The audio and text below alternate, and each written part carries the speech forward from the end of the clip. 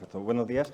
Bueno, me presento. Yo soy Javier Sierra, profesor del Departamento de Derecho Constitucional, y me presento porque en este lugar, en esta silla, debería de estar sentado Ignacio Gutiérrez, profesor del Departamento de Derecho Político, que amablemente pues, me ha cedido el sitio en mi calidad de secretario del Máster de Derechos Fundamentales. Y yo quiero recalcar esta idea, ¿no? Este seminario se celebra y se organiza por la comisión académica y por la coordinación de este máster, que tienen pues, todas las personas que nos están escuchando a su disposición en la Universidad Nacional de Educación a Distancia.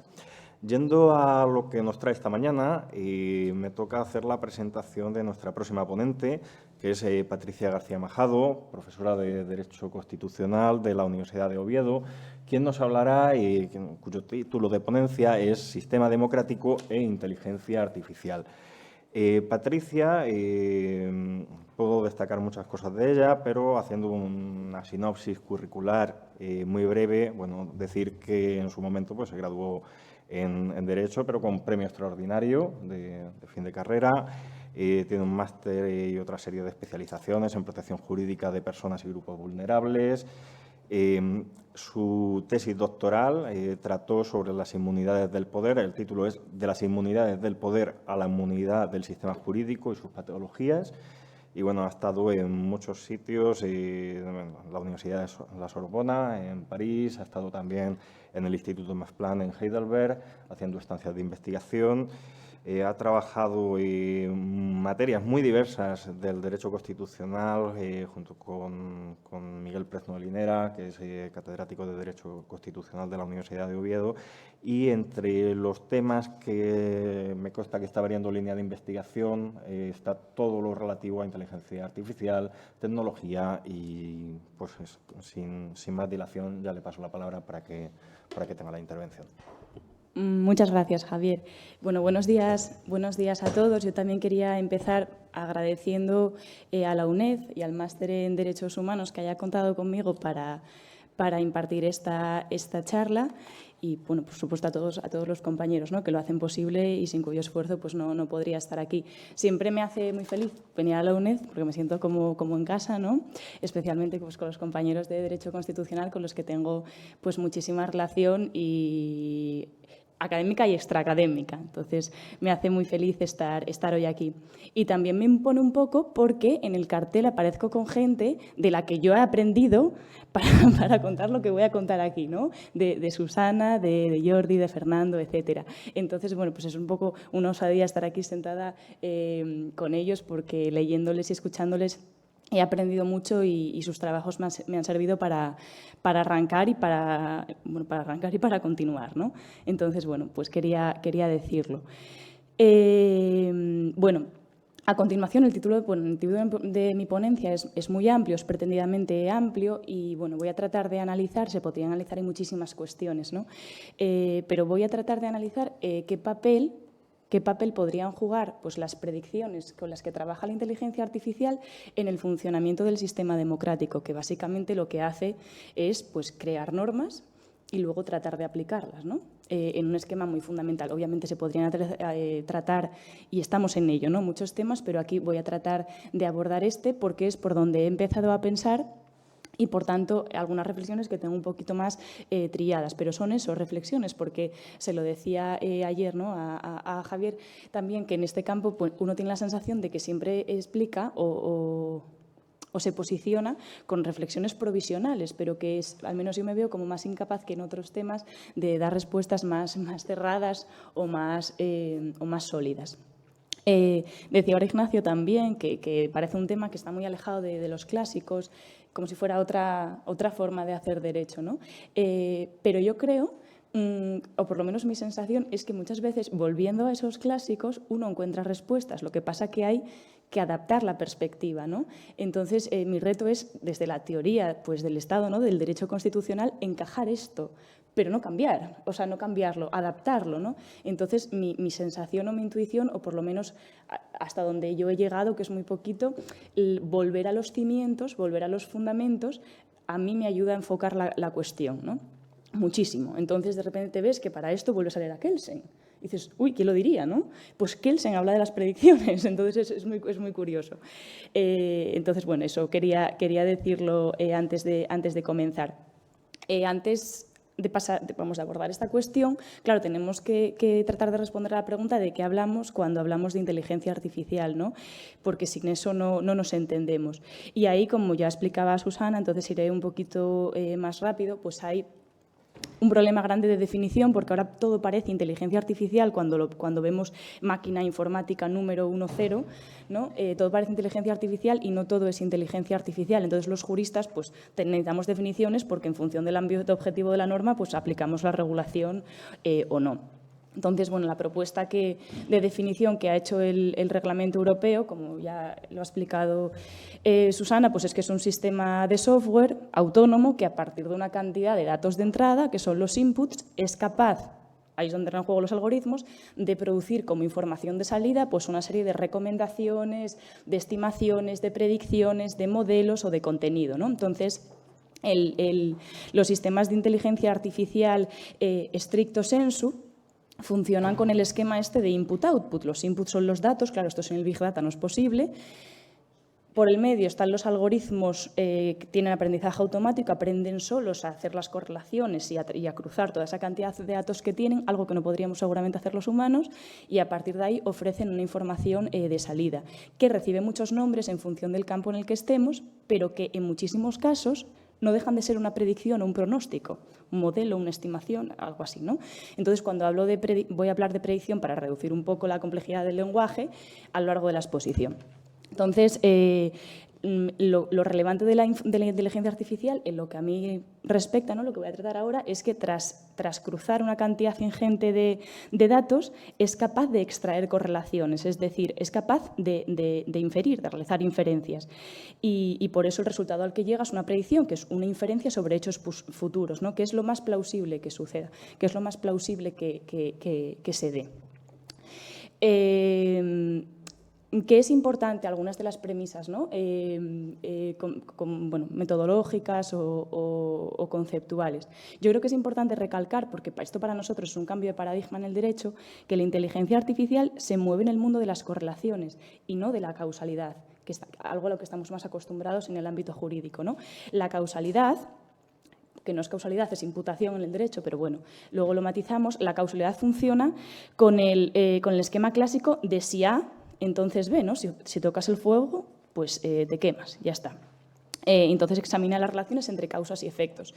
Sin embargo, lo que hace la correlación, y estas son las inferencias que son capaces de hacer estos algoritmos inteligentes, es la correlación analiza la covarianza entre dos o más variables. Por tanto, dos cuestiones correlacionan entre sí cuando la variación en una de ellas supone una variación en la otra, ¿no? Por ejemplo, pues si hay una correlación entre ser varón y tener cáncer de pulmón, significa que esas dos variables estén asociadas, pero no que una sea la causa de la otra. Por tanto, la correlación podría ser si A es probable que puede ser B, ¿no? Traduciéndolo así a la ecuación. ¿Por qué esto es importante? Porque la inteligencia artificial no nos sirve para explicar las causas de los fenómenos. No nos dice por qué algo pasa, pero nos dice qué pasa. Y eso, claro, en función del ámbito en el que estemos, muchas veces ya es suficiente, es decir, es una información muy valiosa, porque sin ella, en otros casos, igual no sabríamos que eso está pasando porque no tenemos esa capacidad de computación, ¿no? Pero también me interesa señalar que la inteligencia artificial tampoco sirve para ordenar cómo deben ser las cosas, no prescribe. Y esto creo que ahí está el punto de colisión con el derecho, ¿no? Lo que hace el derecho, ya sabemos que no es describir la realidad, es prescribir la realidad. El derecho no dice si A, entonces B, dice si A debe de ser B, ¿no? Por eso las relaciones del derecho pues, son relaciones de imputación y no la causalidad propia de las ciencias naturales, donde al B se llega solo, te quemas solo, ¿no? Si tocas el fuego, no te debes quemar.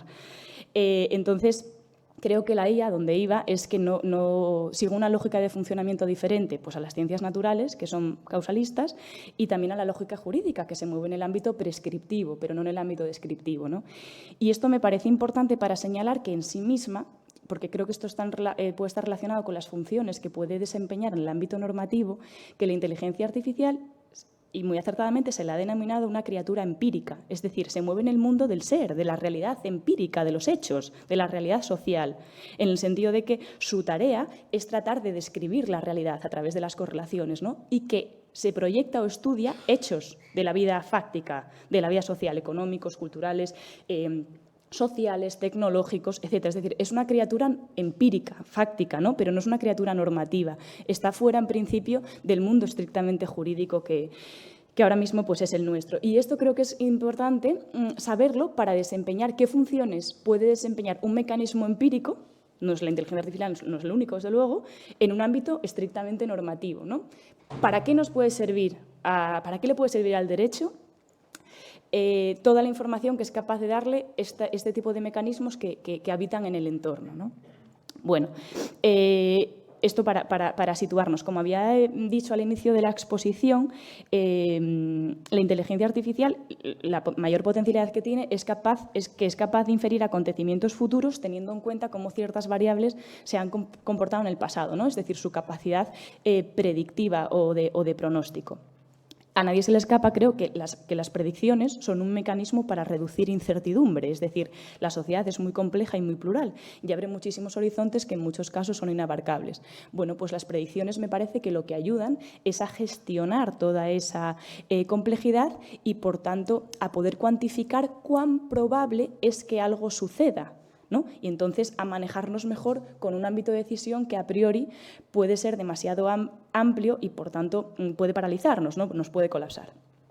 Claro, la incertidumbre que reduce la inteligencia artificial es fáctica, es decir, no es una incertidumbre jurídica de cómo interpreto esto, cómo se hace lo otro, es una incertidumbre fáctica, relativa a hechos de la vida real, para que nos entendamos, ¿no? Pues sociales, económicos, técnicos, medioambientales, etcétera. Se proyecta sobre ámbitos de la vida real y, por tanto, mide pues cuán probable es que tal persona reincida, cuánto de probable es que una empresa haya defraudado a Hacienda, cuánto de probable es que esta persona sobreviva a esta operación, ¿no? Etcétera, etcétera. Son ese tipo de juicios.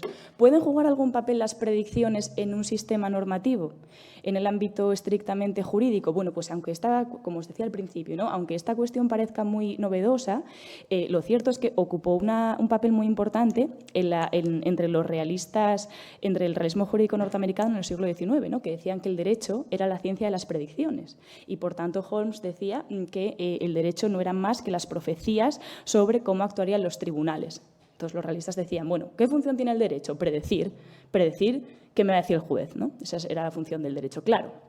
Esto, desde un punto de vista estrictamente positivista, encaja mal, ¿no? Al menos para mí. La función del derecho no es predecir la realidad, tampoco predecir comportamientos, es normativizarlos, es prescribirlos, ¿vale? La función del derecho, el derecho no trata de predecir lo que tiene más posibilidades de ser, sino que establece qué es lo que debe ser. Cuando el derecho dice que si matas irás a la cárcel, no está diciendo que si se prueba que matas es probable que vayas a la cárcel, sino que debes ir a la cárcel, ¿no? Allá opera la coacción.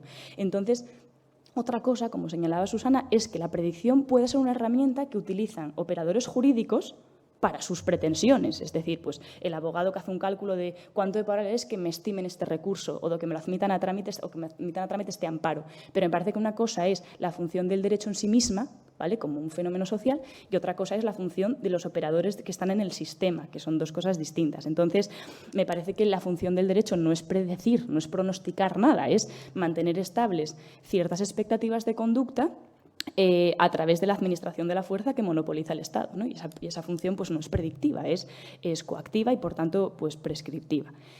Dicho esto, significa entonces, porque parece que las estoy excluyendo, ¿no? Que las predicciones no pueden desempeñar ningún tipo de función en un sistema normativo positivo. No, lo que hay que ver es de qué manera las predicciones pueden ayudar al derecho a desarrollar esa función de mantener estables ciertas expectativas relativas al comportamiento humano, ¿no? De qué manera las predicciones nos pueden ayudar a estabilizar esas expectativas de conducta. Por tanto, no me parece un problema. O sea, aquí lo que tenemos que ver es en qué nos puede servir las predicciones que sobre la realidad nos arroja la inteligencia artificial, ¿no?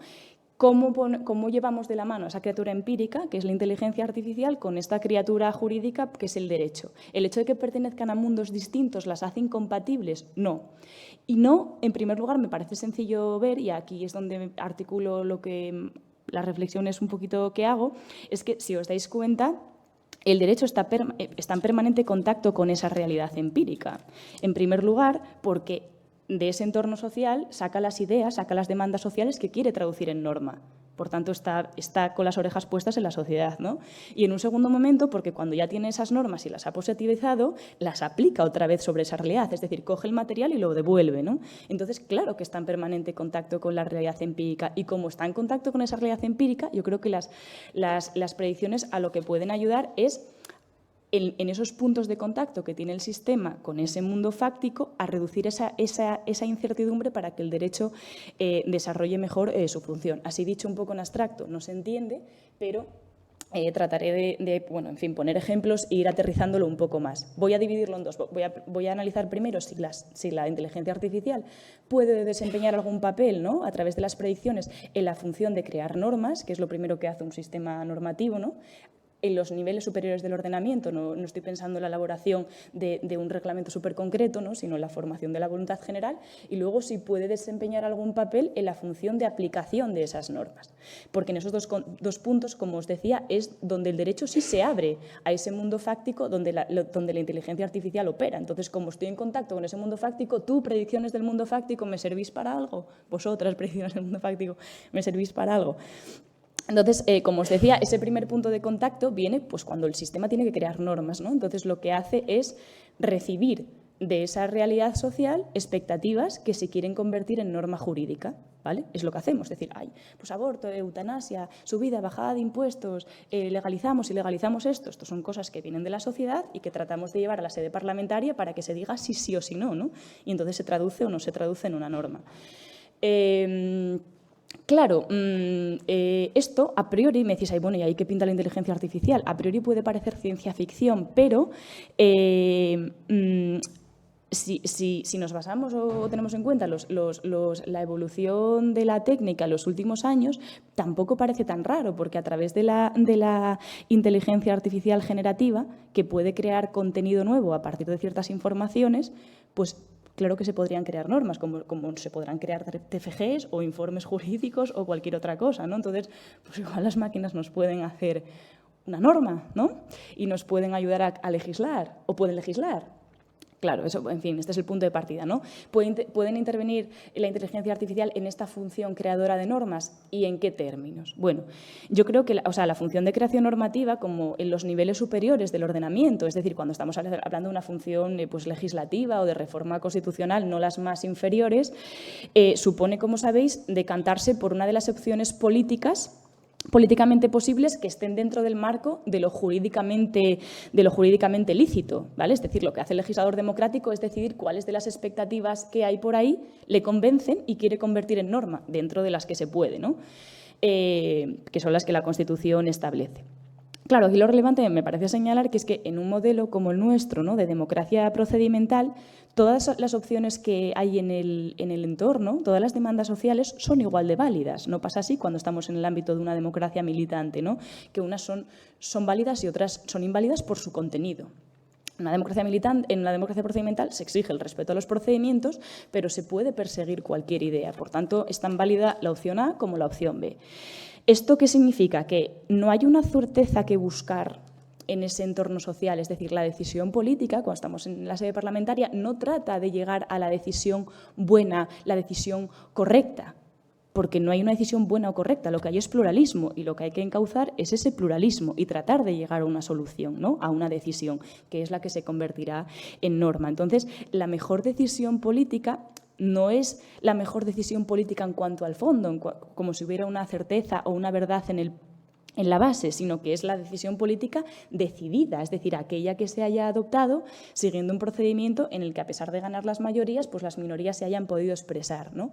Por tanto, determinar cuál es esa opción política entre todas las que hay que se van a convertir en norma jurídica no es, por su propia naturaleza, una tarea que sea susceptible de predicción, porque es un acto libre de creación. Es decir, cuando legislamos no estamos buscando la norma, no estamos buscando la decisión buena, correcta, cierta. Estamos buscando aquella que responde al sentir general, ¿no?, en un sistema democrático. Por tanto, me parece que ahí las predicciones no se puede predecir nada en la función legislativa porque no hay nada que predecir, es decir, no tiene objeto.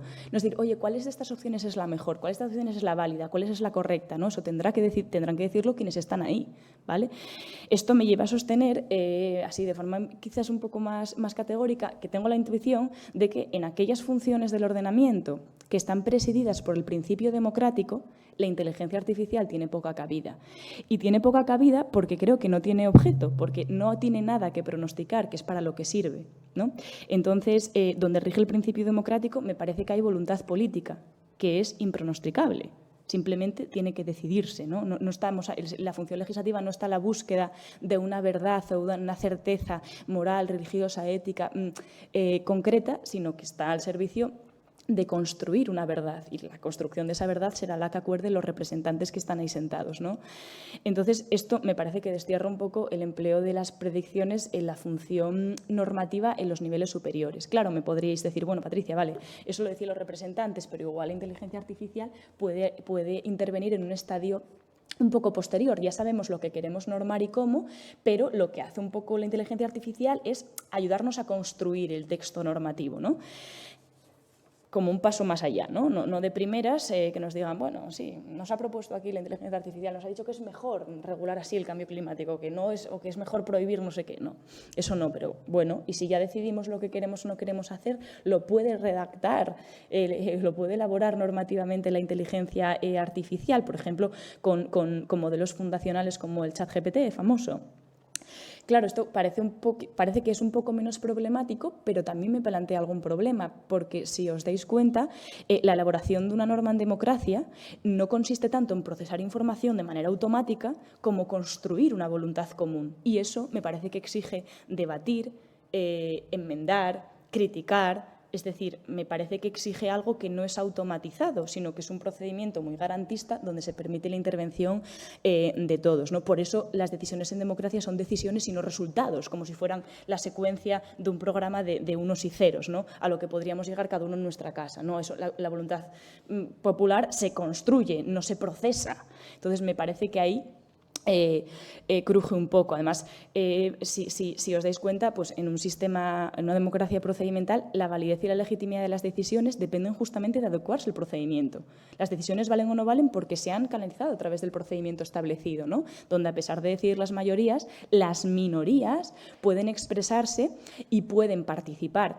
Entonces, el hecho de que la legitimidad en democracia sea procedimental me parece que pone una reserva de humanidad, porque no creo que eso sea capaz de hacerlo una máquina. Ese procedimiento que implica pues, deliberación, crítica, confrontación, etcétera, me parece que tiene algo de humano que no es capaz de hacer una máquina. Entonces, me parece que esa reserva de procedimiento impone indirectamente una reserva de humanidad en este ámbito, ¿no? Porque, de lo contrario, en la medida en que vayamos delegando la conformación de estas decisiones a los sistemas de inteligencia artificial, claro, ahí lo que está en juego es el principio democrático en sí mismo. ¿Quién decide? ¿Nosotros o el sistema? ¿Y qué es decidir, no? Quiero decir, igual elaborar la norma con todos sus pormenores, eso también es decidir, no decir solamente sí, me gusta o no me gusta, sino en qué términos, con qué excepciones, con qué garantías. Claro, pues ahí me parece que lo que está en juego es claramente el principio democrático, de manera que si vamos difiriendo progresivamente la configuración de las decisiones normativas a los sistemas de inteligencia artificial, lo que nos vamos es desapoderando, ¿no?, y vamos desplazando fuera del sistema democrático el fundamento de la validez y la legitimidad de las decisiones que adoptamos en democracia. Por eso ya han empezado a salir por ahí, ¿no?, trabajos que alertan de los riesgos de la algocracia. Al final parece que es la máquina solamente instrumentaliza nuestra decisión. No, pero es que esa decisión, cuando estamos en los niveles superiores del ordenamiento, implica participación y un nivel de deliberación y de detalle que no se puede dejar a la máquina, porque eso también es decidir cómo se norma algo, ¿no? Claro, esto no supone excluir totalmente, creo, la inteligencia artificial de la función normadora, de la función de creación de normas que se lleva a cabo en sede parlamentaria por completo, ¿no? Sino que me parece que lo que hay que hacer en sede parlamentaria es colocarla a su servicio, es decir, que la inteligencia artificial sirva como un instrumento que ayuda a construir la voluntad común, pero que no reemplace la construcción de esa voluntad común, porque entonces lo que hacemos es tergiversar totalmente el principio democrático por un principio pues algo crático o algo parecido, ¿no? Entonces, algunas funciones que se me ocurren que podrían desempeñar la inteligencia artificial al servicio de la construcción de la voluntad común. Pues una función, en primer lugar, informativa, ¿no? Las predicciones que arroja la inteligencia artificial igual pueden ofrecer información valiosa sobre la realidad empírica sobre la que se quiere legislar, pues en ámbitos especialmente técnicos, urbanismo, medio ambiente, el ámbito tecnológico, etcétera, y quizás hacer estimaciones, lo de las evaluaciones de impacto, ¿no? De cómo afectaría o qué resultados produciría la aprobación de esta norma en estos años o a tales escalas. Ahí sí, ¿no? Pero eso es una función como de informativa, de asistencia. Puede desempeñar también, se me ocurre, la inteligencia artificial en la sede parlamentaria, pues una tarea de asistencia técnica al procedimiento legislativo. Por ejemplo, puede mejorar la técnica legislativa y la redacción de los textos legales, que en muchos casos es confusa, oscura, reiterativa, tiene duplicidades, etcétera. Algunos parlamentos ya utilizan sistemas de este tipo, como en Holanda, ¿no? Que utiliza el sistema LEDA, que mejora la redacción de los textos legales, ¿no? Los pule, evita incoherencias, los filtra, etcétera. O también puede servir para transcribir automáticamente las sesiones y con ello agilizar el trabajo parlamentario. Y en este sentido, pues el Parlamento de Estonia utiliza el sistema HANS que hace posible esto a través del reconocimiento de voz, ¿no? Pero son funciones de asistencia técnica. Y por último, quizás también una función participativa. Los sistemas de inteligencia artificial, los chatbots, pues igual son canales de información, de participación muy potentes que permiten involucrar a la ciudadanía, a los expertos, a sujetos extraparlamentarios en ese proceso de la formación de la voluntad común. En Reino Unido, por ejemplo, manejan el Evidence Check System, que le permite a la ciudadanía y a los expertos participar en tiempo real en las sesiones del Parlamento, validando o no ciertos argumentos o evidencias científicas que se proponen, ¿no? Pues esto no es así, lo desmiente, este artículo, no sé qué, la ciencia. Entonces, son mecanismos de participación, o incluso en el Parlamento finlandés, una máquina de inteligencia artificial compareció. Eduskunta, no, eso es como se llama el Parlamento finlandés en finlandés, pero una audiencia pública fue dada por un sistema de inteligencia artificial. Entonces, bueno, pues igual puede ser un potencial compareciente, ¿no? Un sistema de inteligencia artificial. En cualquier caso, me parece importante señalar que las funciones que en el ámbito de la creación normativa, en los niveles superiores del ordenamiento, puede desarrollar la inteligencia artificial, me parece que son funciones de asistencia, ¿no? Puestas al servicio de la elaboración de la voluntad común, pero peligrosas en cuanto traten de modificar o de crear ellas mismas autónomamente esa voluntad común, porque entonces nosotros habremos dejado de decidir y el sistema será otra cosa, ¿no? Pero ya no será democrático, o por lo menos pues menos democrático. Esto es lo que tiene que ver con la creación normativa. Con lo que tiene que ver con la aplicación de normas, os decía, el segundo momento en el que el sistema se pone en contacto con el medio social es cuando tiene esos productos normativos que ya ha hecho, las normas, y tiene que aplicarlas a la realidad fáctica que pretende regular, ¿no? En ese momento, lo que trata de hacer el ordenamiento es verificar si hay una concordancia entre el ser, lo que hay ahí en el mundo real, la realidad en sí misma, y el deber ser que dice la norma. Y hay una actividad de verificación. En estas etapas más finales del ordenamiento, como sabéis, el principio que rige la actuación es el principio de legalidad. Aquí lo importante ya no es pensar qué queremos traducir en norma jurídica, sino sujetar que el Estado se comporte tal y como dicen las normas jurídicas, ¿no? Y precisamente porque en esta actividad rige el principio de legalidad, lo importante ya es que en estas fases de aplicación ya no es que todos intervengamos y deliberemos y expongamos nuestras visiones, principio democrático, sino que realicemos en la realidad lo normativamente prescrito, principio de legalidad. Por eso, conforme vamos bajando en la pirámide normativa, las primeras tareas, las más abstractas, están presididas por el principio democrático y conforme vamos decidiendo, ese principio democrático se va traduciendo en principio de legalidad. Lo importante es aplicar las normas que los representantes han acordado, ¿no?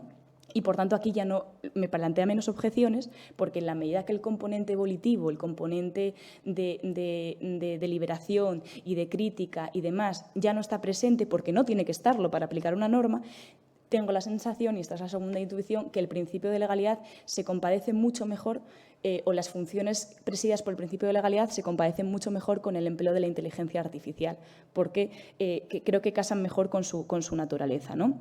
Entonces, lo que voy a tratar de explicar ahora es que creo que la inteligencia artificial puede, como un mecanismo, esa criatura empírica, puede ser un mecanismo que nos coadyuve a verificar si esa concordancia entre el ser y el deber ser se produce. O sea, un mecanismo que nos ayuda a ver de manera con mucha más precisión con la que podemos verlo nosotros si esa concordancia existe en la realidad y, por tanto, aplicar de manera más fiel o más precisa las normas y, por tanto, reforzar de alguna manera, ¿no?, el principio de legalidad. En principio me encaja, ¿no?, digamos, aquí la inteligencia artificial, pero creo que no puede estar presente o no lo está con la misma intensidad la inteligencia artificial en la aplicación de todo tipo de normas. Me parece que hay unas que se prestan más por su naturaleza a ser aplicadas o a través de inteligencia artificial en el sentido de apoyada su aplicación a través de inteligencia artificial y otras que menos. En este sentido voy a distinguir dos, ¿no? En el ordenamiento tenemos básicamente dos tipos de normas, las condicionales y las de programación final. Voy a empezar por las primeras, las condicionales, son las que todos conocemos. Si A, debe ser B. Si matas, irás a la cárcel. Hay una causa, una condición, ¿vale?, que opera como factor desencadenante de una determinada respuesta o consecuencia jurídica. Es la estructura clásica de las normas, el pilar básico del Estado de Derecho, ¿no? Por tanto, hay unas causas que determinan cuándo el Estado puede hacer uso de la fuerza que monopoliza. Claro, aquí, ¿cómo puede entrar la inteligencia artificial? Pues yo creo que puede entrar en la determinación de esas causas. Es decir, esas causas son hechos generalmente de la vida real, situaciones, acontecimientos, eventos, etcétera. Entonces, igual puede ayudar a determinar cuándo se produce esa determinada causa, situación, determinación que la norma prevé y a la que anuda la activación de una determinada consecuencia jurídica, ¿no? Eso, en principio, así me casa. Lo voy a ir aterrizando. ¿Qué pasa? Esas causas o condiciones de la acción estatal no presentan siempre la misma naturaleza, ¿no? Si A debe ser B, en ese esquema, A muchas veces es un supuesto de hecho, algo fáctico que ya ha sucedido. Es lo característico del ámbito sancionador. Si matas, irás a la cárcel, si aparcas en zona azul sin ticket te pondrán una multa, este tipo de cosas, ¿no? El ámbito sancionador es el característico de la programación condicional. Claro, ¿pueden desempeñar las predicciones alguna función en la constatación de supuestos de hecho en normas condicionales? Es decir, sirven para constatar A, cuando A es un hecho fáctico que ya sucedió en el pasado, ¿no?, y el que al no darse consecuencia jurídica. Hombre, a mí esto me cuesta verlo, ¿no? Y me cuesta verlo porque cuando tenemos supuestos de hecho me parece que lo que tenemos que hacer es comprobarlos y constatarlos, es decir, probarlos, demostrarlos en la realidad, pero no pronosticarlos, porque entonces entramos en una especie de distopía donde tratamos de predecir el pasado y de repente que la máquina haya dicho que tú has infringido la ley o has cometido no sé qué infracción, ya determina que la cometiste. Entonces, me parece que los hechos se prueban, se demuestran, se verifican, pero me parece que no se pronostican, ¿no? De hecho, son mecanismos siempre ex post, la comprobación, la verificación, etcétera. Y el pronóstico me parece que es un mecanismo ex ante, ¿no? Entonces, por exigencias, me parece, clásicas del Estado de Derecho, la inteligencia artificial encaja mal, me parece, para ayudar a determinar supuestos de hecho cuando estos son tales, es decir, supuestos de hecho fácticos ya acontecidos, ¿no? El ámbito clásico es el sancionador. Por tanto, me parece que no te pueden decir, me costaría entenderlo, ¿no?, que es que la máquina dice que usted en el pasado se pronostica, no se demuestra que ha cometido esta infracción. Eso me cuesta. Pero ¿qué pasa? Que las normas condicionales, sobre todo, cada vez más, porque vamos a una sociedad del riesgo muy compleja, con un nivel de determinación mucho más grande de lo que era en el pasado, esas normas condicionales que eran tan taxativas en el pasado cada vez lo son menos. ¿Y esto dónde se ve? En que esos supuestos de hecho muchas veces ya no son supuestos de hecho, son potencialidades. Y lo que hace el ordenamiento jurídico es anudar una consecuencia jurídica a la posibilidad de que algo se pueda producir, ¿no? Y normas así hay muchas. Entonces, en este esquema de si A, entonces B, A no es un hecho pasado ya acontecido susceptible de verificación, sino que es una potencialidad, la eventualidad de que algo pueda producirse. Y me parece que cuando estas normas condicionales tienen como causa o condición esa potencialidad, un hecho plausible o futuro, me parece que ahí sí pueden entrar en juego las predicciones. Ejemplos, ¿no? Muchas normas penales o penitenciarias Consideran pues, la peligrosidad del reo, el peligro de reincidencia, como condiciones para adoptar determinadas decisiones, ¿no? Pues, permisos penitenciarios, libertad condicional, etcétera. De hecho, pues está el sistema Riscambi en la Administración Penitenciaria catalana que va justamente de esto, ¿no? Que decide cuándo se otorgan permisos penitenciarios a través de un sistema de inteligencia artificial que tiene en cuenta diferentes parámetros que tratan de medir pues, la peligrosidad del reo, el peligro de reincidencia, pero en lo que a mí me interesa estamos ante normas que son deliberadamente amplias, y no amplias en el sentido de indeterminadas, sino que lo que hay que juzgar es algo que no ha pasado. Y yo creo que esa es la clave, es una potencialidad futura. Y claro, ¿ahí por qué entran bien las predicciones? Porque lo que el sistema tiene que hacer, el humano, también es pronosticar. En base a los datos que tiene, ¿cuánto de probable es que este sujeto reincida? ¿Cuánto de probable es que etcétera, etcétera? Entonces, yo también tengo que hacer un pronóstico como humano, ¿no? Entonces, aquí, otra cosa es que eso haya que dotarlo de garantías, pero me parece que en la fisionomía de la norma, la predicción ahí entra mejor porque el sistema también nos está obligando a predecir de alguna manera, ¿no? Otros ejemplos, pues en el ámbito procesal, ¿no? La prisión provisional, el riesgo de fuga, la reiteración delictiva, también son juicios de pronóstico, ¿verdad? Entonces, yo creo que en este tipo de normas condicionales, cuya condición o causa es una potencialidad, el uso de la inteligencia artificial me parece que se inserta con mucha mayor, de manera mucho más natural. Claro, incluso en normas de derechos fundamentales, estrictamente de derechos fundamentales, obviamente todo lo anterior también afecta a derechos fundamentales, ¿no? Que duda cabe, de la Constitución, creo que este modelo de norma también existe. Por ejemplo, cuando el artículo 21 de la Constitución otorgó a los poderes públicos la facultad de prohibir reuniones o manifestaciones en lugares de tránsito público cuando existan razones fundadas de alteración del orden público. Ahí nos están diciendo que hay que valorar la posibilidad de que las alteraciones se produzcan, ¿no? Y solamente estoy diciendo dónde podría entrar más sencillamente la inteligencia artificial. No que no se pueda hacer sin garantías o de cualquier manera. De hecho, en Estados Unidos llegó a algunas ciudades que utilizan los sistemas de inteligencia artificial para prever cómo de violentas podían ser protestas y, en función de eso, prohibirlas o no, ¿no? O adoptar unas medidas u otras. Claro, eso ya no es futuro, eso ya está aquí. Claro, es delicado, muy delicado, en la medida en que están en juego derechos fundamentales. En cualquier caso, yo creo que la misma idea que decía Susana, ¿no? Si esto en el futuro próximo, seguro que no tan lejano, llega, son medidas en todo caso de apoyo a una decisión que en nuestro caso, en primer lugar, pues es administrativa, ¿no? Que pues, la Administración podrá prohibir la manifestación si concurren estas causas, y si la inteligencia artificial dice eso, pues la Administración también tendrá que motivarlo. Por eso digo que simplemente es un mecanismo de momento informativo, y que es informativo y opera en este momento del ordenamiento, del proceso, porque ahí la Administración también tiene que mirar fuera para ver qué pasa, cómo mide la posibilidad de que se altere el orden público, ¿no? No es una decisión propia que tenga solamente variables jurídicas. Entonces, bueno, como solamente trataba de ver desde el punto de vista de la estructura de las normas dónde se insertan con más facilidad las predicciones, y me parece que por su propia fisionomía aquellas normas condicionales cuyo supuesto de hecho es una potencialidad se prestan mucho más a utilizar predicciones para su implementación práctica, porque también se le pide al operador humano de alguna forma hacer un pronóstico. Hacer un pronóstico no significa la ouija, obviamente hay que motivarlo, pero cuando se pronostica se evalúa algo incierto, y eso también es lo que hace la inteligencia artificial, ¿no?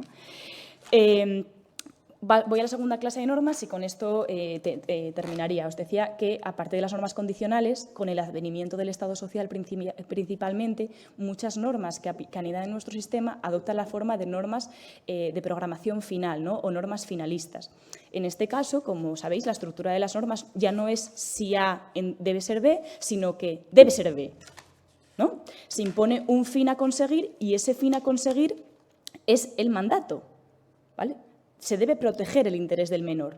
Y lo que sucede es que hay una libertad de medios, una indeterminación de las conductas a seguir por parte de los poderes públicos para alcanzar ese fin. Por tanto, este tipo de normas tienen una densidad normativa, obviamente, mucho menor que las normas condicionales.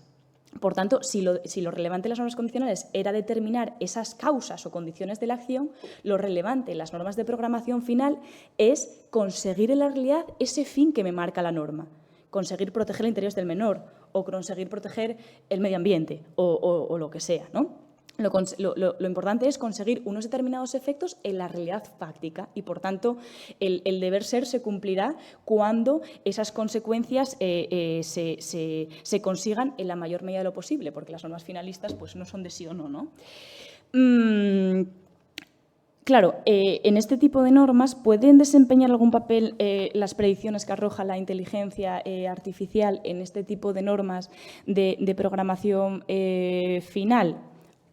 Pues yo creo, estoy hablando en términos más teóricos, ¿no? Habría que ver cómo lo implementamos en la práctica. Yo creo que quizás sí, porque como la conducta a seguir no está normativamente predeterminada, igual las predicciones que arroja la inteligencia artificial nos ayudan a detectar cuáles de los medios que podemos seguir para alcanzar ese fin es más plausible que lo consigan.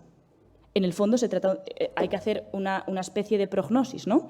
Entre qué medios de los que yo puedo utilizar, que me permite el ordenamiento, es más posible o me acercan más a la consecución de ese fin que es obligatorio conseguir para el ordenamiento. En efecto, me llamó la atención también al estudiar este tema que mucho antes de que llegara la inteligencia artificial, algunos autores, estoy pensando ahora, por ejemplo, en Ignacio de Otto, cuando exponía las complicaciones que tenían estas normas de programación final en un sistema positivista como el nuestro, decía que, claro, que obligaban a los operadores jurídicos, ¿no? A hacer una prognosis acerca de los efectos que podrían tener o no ciertas medidas, a ver si cumplían o no ese fin o a ver si no se cumplían. Ya hablaba él, y no tenía esto en la cabeza, supongo, de hacer una prognosis, porque en el fondo tienes que evaluar. Y si elijo A, ¿eso me permitirá conseguir de manera más eficaz este fin? Si hago B, ¿eso me permitirá o me alejará de la consecución de tal fin? Y eso es un juicio que hay que hacer para ver en qué medida te acercas o no al objetivo que prescribe la norma, ¿no? Por tanto, las normas de programación final, decimos muy habitualmente, son mandatos de optimización hacia los poderes públicos. Y lo que hace justamente la inteligencia artificial es optimizar decisiones y, por tanto, decirnos qué camino es el más efectivo o el más eficaz para conseguir el fin propuesto. Entonces, me parece que en esa naturaleza más principal de las normas de programación final quizás también puedan tener cierta cabida las predicciones y, por tanto, creo que pueden coadyuvar a que ese ser que obliga a perseguir el ordenamiento jurídico se acople más al deber ser que establece la norma. Claro, es verdad que esto me parece que opera con mayor facilidad cuando estamos en los niveles inferiores del ordenamiento. ¿Por qué? Porque cuando estas normas de programación final están en los niveles superiores del ordenamiento, estoy pensando en los principios rectores de la política social y económica, eso nos deriva a la función legislativa. Y yo creo que ahí hay voluntad política, ¿no? No solamente es optimizar a ciegas decisiones como hace Google Maps cuando nos dice quiero llegar a Chamartín, esta es la ruta más rápida. Ya, es que hay otros intereses en juego. Igual es la ruta más rápida, pero dejas por el camino todos estos otros bienes susceptibles de protección, ¿verdad? Entonces, me parece que la implementación de las predicciones en las normas de programación final es más fácil cuando éstas se insertan en niveles más inferiores del ordenamiento jurídico, del escalafón y, por tanto, en un plano más administrativo. Pues, por ejemplo, pienso que la Ley de Bases de Régimen Local dice que hay que gestionar de manera sostenible y eficiente un servicio público. Pues igual la inteligencia artificial te puede decir cuál es la manera más efectiva o eficiente de gestionar pues, el servicio de basuras o no sé qué recogida de residuos, pero eso me parece diferente a decir pues, cómo se protege de manera más eficiente pues, la vivienda, ¿no? Que es un principio rector. Eso pues, me parece que es voluntad más política y que tiene que ser conformada de otra manera.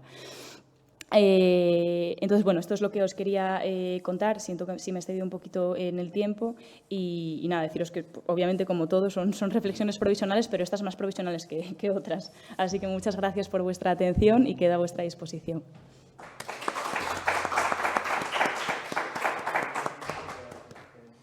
Muchas gracias, Patricia, por la excelente exposición clara y que nos haces aprender. Vamos en tiempo, con lo cual, si hay preguntas. Sí. Hola. Bueno. Se ha salvado. Muchas gracias, Patricia. Muchas gracias, Susana, también. Agradezco expresamente vuestras intervenciones.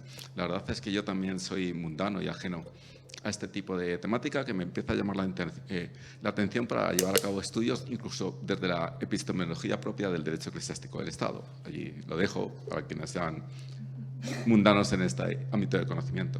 Pero a mí me ha dado un poco miedo la exposición, en relación con la exposición que ha hecho el profesor García, incluso el posible uso de mecanismos de inteligencia artificial a tipo informativo y en relación con la posible restricción de derechos fundamentales que, como bien dice el Tribunal Constitucional, tiene que ser a priori. Es decir, por ejemplo, el ejemplo que usted ha puesto, en una manifestación pública, docentes, sanitarios, si el algoritmo dice que existe riesgo de que sea una manifestación pública cuya finalidad es garantizar la prestación de servicios básicos del Estado Social de Derecho, y el dirigente que tiene que contrastar esa información decide por sus propios fines o en base a su propia consideración sobre la utilización o cuál debe ser los recursos que se destinen a este tipo de servicios públicos, decide hacer caso del algoritmo,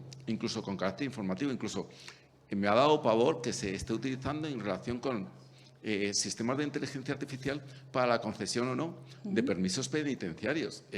Yo cuando trabajo en temas de biotecnología o desarrollo tecnológico siempre hago incursiones en el ámbito de la filmografía. Es decir, estamos ante Minority Report. La inteligencia se está prediciendo que una persona que tiene una serie de conductas va a ser el autor material de un crimen independientemente que posiblemente no se haya demostrado que haya causado el crimen. Estamos prejuzgando que una persona que tiene esta conducta se va a reinsertar socialmente y no, o se le puede conceder un permiso penitenciario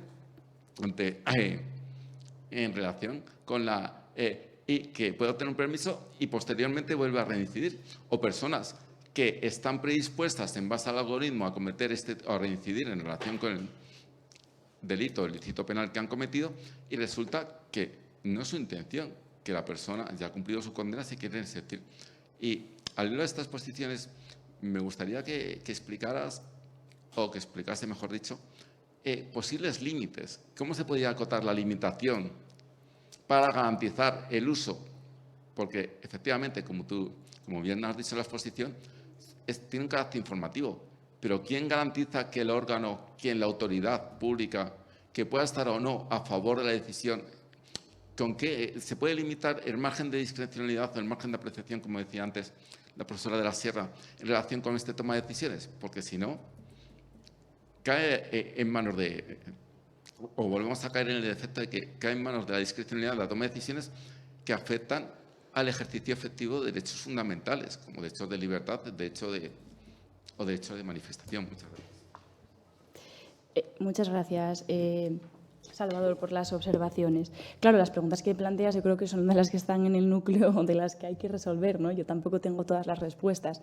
De todas formas, claro, cuando estamos diciendo que estos sistemas se utilizan, yo creo que un control evidente es que si es un sistema informativo, tú no puedes decir que algo lo haces o no porque lo dice el algoritmo. Es decir, tú como administración tendrás que motivar, como lo haces siempre, por qué has decidido prohibir en este caso, en esa manifestación pública, y determinar por qué hay peligro para persona o para bienes. Algo que tienes que hacer aunque no utilices el algoritmo, siempre, vamos, ¿no? Como las manifestaciones del COVID. Oye, ¿por qué si vamos en coches o porque si respetamos la distancia de seguridad se entiende que hay peligro para persona y para bienes y se prohíbe la manifestación? Entonces, la necesidad de motivación de la resolución por parte de la Administración yo creo que es un mecanismo de control básico y el nuclear, porque eso es luego lo que se controla en sede jurisdiccional. ¿En qué medida se ha motivado y se ha especificado que existe peligro para persona o para bienes? Que no es simplemente que estés incómodo con la manifestación o que cause cierto barullo, desde luego, o que no estés políticamente de acuerdo con lo que reivindica, pero es que vamos, para prohibir manifestaciones el juicio no es, como es evidente, ideológico, ¿no? Sino que tiene que existir peligro para persona o para bienes y, por tanto, tiene que existir peligro para el ejercicio de otros derechos fundamentales de la ciudadanía. Eso es lo que protege el orden público en un sistema democrático, ¿no? Entonces, yo creo que aquí el esquema no es diferente o demasiado diferente al que rige en el mundo analógico, porque es otro mecanismo de información que puede tener la Administración, pero su decisión, que es suya, no del algoritmo, tendrá que motivarla y tendrá que expresarla por escrito. No decir, no se autorizan las manifestaciones, ya lo sabemos, pero la prohíbo porque lo dice la máquina. Bueno, yo creo que eso no pasa ningún filtro, ¿no? ningún filtro. Y luego, pues los límites que se pueden poner al uso de estos sistemas en relación con los derechos fundamentales, yo creo que esos son de los núcleos más importantes sobre los que hay que trabajar y sobre los que vamos, el derecho público tiene que hacer ahí un gran trabajo. En esa línea va un poco la regulación europea. Las exigencias que se le ponen a los sistemas de inteligencia artificial están relacionadas con el nivel de riesgo que esos sistemas tienen para el ejercicio fundamentalmente de los derechos fundamentales del ciudadano. Entonces, a más nivel de riesgo y también de intromisión en esferas más personales, esos niveles, esas exigencias que los sistemas tienen que cumplir en términos de explicabilidad, de autorizaciones, etcétera, son mayores. Es decir, es una especie de sistema semáforo, ¿verdad? Y eso, pues de momento, es lo que se tiene que poner en práctica y se tiene que ir implementando. También a medida que se vayan utilizando, iremos viendo dónde están también los escollos y las cuestiones necesitadas de regulación. Pero es que no creo, como decía Susana, que podamos dar una respuesta monolítica y a priori sobre cuáles son esos límites, ¿no? Para todos los contextos. Para libertad de expresión, para libertad de información, para libertad personal, para derecho de manifestación, porque cada derecho es un mundo igual, y lo que habrá que ver es cómo impacta la inteligencia artificial en cada derecho. A veces eso nos puede llevar a ampliar el objeto del derecho, lo que se garantiza es más amplio que lo de antes, en otras veces nos llevará a que el contenido del derecho tenga nuevas facultades o tenga nuevas prestaciones, pero me parece que eso hay que ir viéndolo derecho a derecho. No me parece que podamos hacer límites generalistas que se apliquen a todos contra ella, porque seguramente si lo hacemos, me parece que están llamados al fracaso, ¿no? Entonces, pues habrá que ver en el ámbito sectorial, pues de cada derecho, dónde están los riesgos y por la incidencia de la inteligencia artificial, dónde tienen que estar las reformas. ¿Tenemos que reconocer nuevos derechos? Lo que tenemos es que aumentar el contenido de, por ejemplo, el derecho a la privacidad. Lo que tenemos es que aumentar o reducir el objeto de lo que sea manifestación o lo que no sea manifestación, o dentro del contenido, ¿no? Las prestaciones que tiene que dar. Las obligaciones de maximización de la obligación son las mismas cuando hay en juego un sistema de inteligencia artificial que cuando no. Igual hay muchas obligaciones, parte de igual de los cambios que introduce la inteligencia artificial que tienen que ver con la posición que adopta la Administración en estos casos, ¿no? Prestaciones, contenido prestacional en el sentido de explicar, de poner en conocimiento, etcétera, etcétera. Y eso también es una prestación. Entonces, volviendo a tu pregunta, creo que por un lado pues está la beta de la regulación europea, ¿no? En estos sistemas de riesgo que hay que ver luego cómo se van implementando en la realidad, y por otro lado, que me parece que solamente la propia dinámica pues, social y jurídica nos permitirá ir viendo qué incidencia tiene la inteligencia en cada derecho, sin que me parece que no podemos normar con carácter general pues unas regulaciones que traten de limitar el uso de la IA en los derechos fundamentales en general, ¿no? Porque cada uno es un mundo y no todos se resienten igual o de la misma manera. Sí, no sé si andamos con tiempo para alguna pregunta más. Para una, me indican. Sí. Un segundo, le pasan el micrófono. Gracias. Muchas gracias por tu exposición. Brevedad, por favor. Sí. Nada, respecto a lo que acabas de decir, yo sí creo que sí se pueden poner límites generales a la inteligencia artificial, en el sentido de que parto de la premisa que tú pones al inicio de tu posición, que está en el mundo de lo fáctico. Entonces, su rol se va a restringir de una u otra manera en cualquier tipo de interpretación de derecho fundamental, incluso de decisión jurídica, o la determinación del ámbito de protección del contenido esencial o de la proporcionalidad o de cualquier toma de decisión a lo fáctico y el enfoque o el alcance que tenga lo fáctico en la toma de decisión. En la incertidumbre jurídica, epistémica, de valoración, su rol es limitado, porque ahí siempre va a tener que entrar lo que mencionas, la presunción pro humano, pro homine, en este caso, no mejor dicho, para tomar la decisión final. Puede ser un instrumento, pero siempre va a estar limitado al ámbito de lo fáctico.